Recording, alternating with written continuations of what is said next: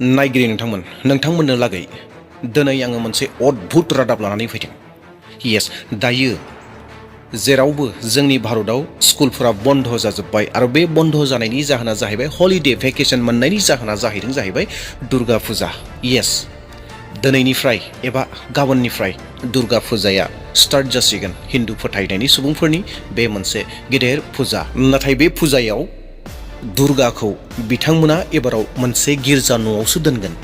Yes, अनजाग्रा नायगिरि नोंथांमोना सैथोखौ खोनादों।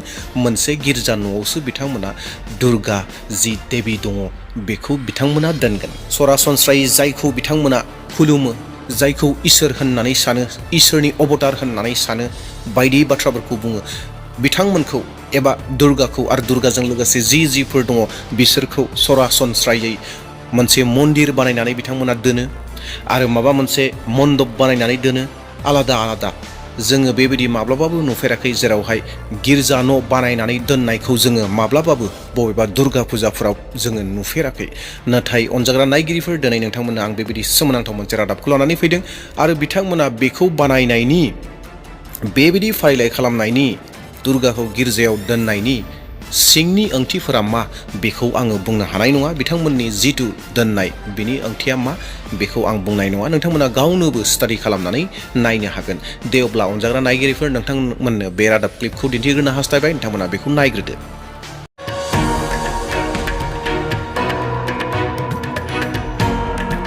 पहली नजर में आप बड़ी आसानी से धोखा खा जाएंगे और मान बैठेंगे कि ये किसी निर्माणाधीन चर्च का वीडियो है।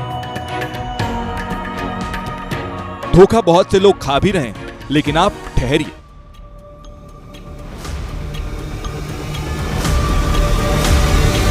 क्योंकि ये चर्च बिल्कुल नहीं है। ये एक दुर्गा पंडाल की तस्वीर है जो झारखंड की राजधानी रांची में बनाया जा रहा है। रातू रोड पर बन रहे पंडाल के अंदर माता मरियम से लेकर ईसा मसीह की तस्वीरें बनाई गई हैं और इसी चर्चनुमा पंडाल में देवी मां की प्रतिमा स्थापित होने वाली है। बीजेपी ने इस पंडाल को लेकर सवाल उठाए हैं, पूछा है कि क्या चर्च में देवी मां को स्थापित करेंगे। एक चर्च का प्रारूप देना, चर्च में मां दुर्गा को स्थापित करना, या जो आयोजन करता है वो क्या संदेश देना चाहते हैं, ये समझ से बाहर है। ये तो सिर्फ और सिर्फ भावनाओं को आहत करने वाली है। विश्व हिंदू परिषद को इस बात से दिक्कत है कि देवी मां जहां विराजेंगी वहां मरियम की मूर्ति क्यों लगी है। वीएचपी इस पंडाल के बहाने सोरेन सरकार को सवालों में घेर रही है। हमारे पूजा के पंडालों के अंदर क्रिश्चियनिटी को घुसा रहे हैं, उसे सरकार की हिंदू द्रोही और क्रिश्चियन मिशनरी को सपोर्ट करने वाली नीति स्पष्ट तौर पर नजर आती है। पूजा समिति के अध्यक्ष जेएमएम के नेता हैं। उनका कहना है कि इस मामले को राजनीतिक रंग नहीं देना चाहिए। सत्ता में बैठी कांग्रेस भी कह रही है कि ये महज एक कला है, इससे अलग कुछ सोचना नहीं चाहिए। हमें लगता है कि यह कला है। एक कला को किसी धर्म के, किसी समुदाय से जोड़ना यह ठीक नहीं है। वैसे वेटिकन सिटी की तर्ज पर बन रहा पंडाल विवादों में घिर गया है। धार्मिक भावनाओं को आहत करने का आरोप लग रहा है। विवाद जो भी हो, लेकिन अब नवरात्र के 4 दिन हो चुके हैं। ऐसे में लगता नहीं कि अब कुछ होने वाला है। अनजाग्रा नायगिरिफोर, थारैनो नोंथांमोननि मेगनजों नुमारबाय बे भिडिअ क्लिपाव, नङा होमब्ला? बे जाहैबाय भेटिकान सिटीनि सिङाव थानाय जि मोनसे मेइन गिर्जा न' दङ, जायखौ एसटी पिटार्स बासिलिका होननानै बुङो। बे जाहैबाय भेटिकान सिटीआव दं, फेमास मोनसे गिर्जा न'। बेयाव गोबां मानसिफोरा, देश विदेशनि मानसिफोरा थांनानै इसोरखौ खुलुमहैयो, सिबिहैयो आरो मोनसे नायथावना जायगा एबा मोनसे नायथावना, गोबां गोमोथावना मोनसे गिर्जा न'।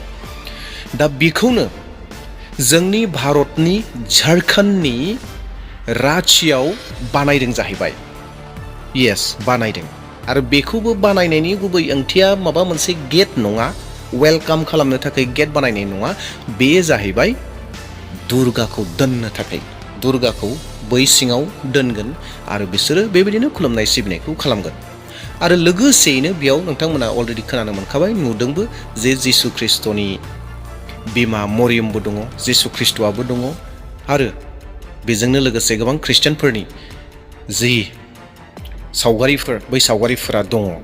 कमप्लिटलि बै गिर्जा न' भेटिकान सिटिनि जितु गिर्जा न' बेनि कपि खालामनानै बिथांमोना बेयाव बानायदों आरो बिथांमोननि बानायनायनि जितु बेकग्राउन्डनि इन्टेनसन दङ बे इन्टेनसन एबा सिन्ताफोरा माबायदि नेगेटिभ पजिटिभ मा सिन्ता बिथांमोना बेखौ मोन्थिगौ नाथाय गावसोरनि गेजेरावबो गोबां दाङाबाजि जादों बेखौ बानायनायाव गावसोरनि गेजेरावबो गोबां दान्थे बिदान्थे जागासिनो दङ जे बानायनो नाङामोन गुबुन फोथायनायनि मानसिफोरखौ जेरै ख्रिस्टियान सुबुंफोरनि साननाय हनायफोरखौ बिथांमोनखौ मानो दुखु मोनहोनो बेफोरबायदि गोबां बाथ्राफोरबो बिथांमोननि गेजेराव जादों आरो माखासे मानसिफोरा बेखौ बुंनो नागिरदों जायफोरा बेखौ बानायदों बिनि कमिटिनि मानसिफोर बिथांमोना बुंदों दि जे जों बेखौसो दिन्थिनो नागिरदों जे जोंनि गेजेराव धोरोमखौ लानानै गोबां दाङाबाजि जायो जे भारताव थानाय मानसिफोरा ख्रिस्टियानखौ मुगैयो होननानै गोबां मानसिफोरा बुजियो सानो दा बेयावहाय जोङो बे साननायखौ बोखारनो थाखाय साननायखौ गोजान खालामनो थाखाय जों जे ख्रिस्टियानखौबो अनो बे बाथ्राखौ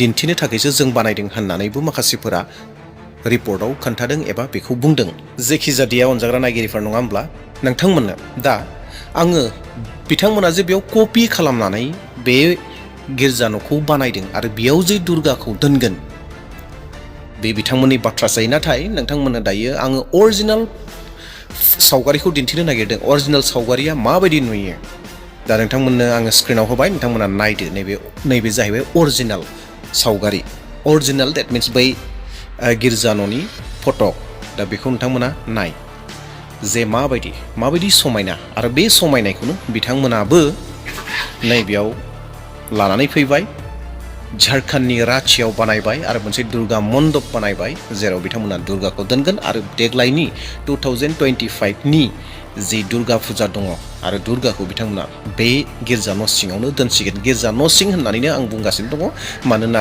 हुबाहु जेरक्स कपि होननानै बुङोब्लाबो गोरोन्थि गैया जेरक्स कपि बायदि जाबाय सेम टु सेम बिथांमोना बानायदों येस बेयाव जायफोरा बानायगिरिफोर बिथांमोना गोबां खस्थ' खालामनानै बानायदों बिथांमोनखौबो थेंक इउ होननांगोन मानोना बिथांमोना जाबायदि गोरों होननानै जों साननांसिगोन जिहेतु बिथांमोना सेमखौ दिन्थिदों नाथाय अनजाग्रा नायगिरिफोर दिनै बुहुमाव गोबां रोखोमनि गोबां आदभुत जाथायफोर सोमोनांथावफोर जागासिनो दङ नङा होमब्ला बे गोबां सोमोनांथाव जाथाय जानायनि गेजेराव दिनै जोङो बेखौबो मोनसे सोमोनांथाव होननानै बुंनो नांसिगोन मानोना बिथांमोना गुबुन फोथायनायनि बिथांमोननि नियम निति बिथांमोननि खुलुमनाय सिबिनाय आलादा साइज आलादा रोखोमनि ख्रिस्टियाननि खुलुमनाय सिबिनाय आलादा नंगौ मानसि हिसाबै जों बयबो खौसे नाथाय धोरोम लानानै खुलुमनाय सिबिनाया जोंनि खुलुमनाय सिबिनायफोरा कमप्लिटलि आलादा आरो बाइबेलनि जिथु बोसोन बे बाइबेलनि बोसोना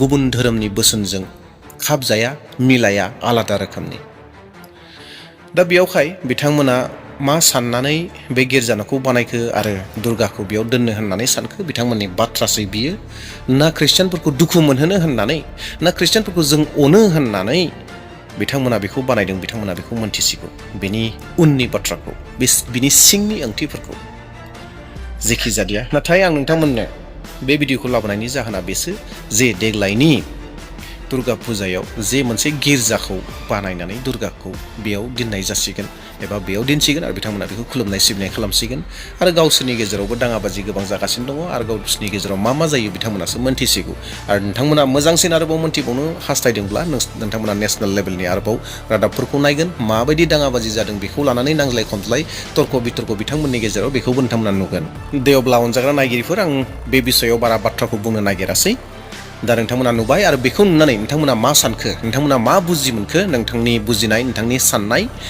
कमेन्टआव मोन्थिहो दा जोबनायाव बयखौबो खावलायनो हास्थायदों सोरबा जुदि चेनेलाव गोदान फैदोंब्ला चेनेलखौ साबस्क्राइब खालामदो आरो लोगोसे मोनसे लाइक खालामदो आरो भिडिअखौ शेयार खालामनानै होदो दे अब्ला थेंक इउ सै इयुनाव फैफिनबावसिगोन प्राइज आलट जय मसि बाय बाय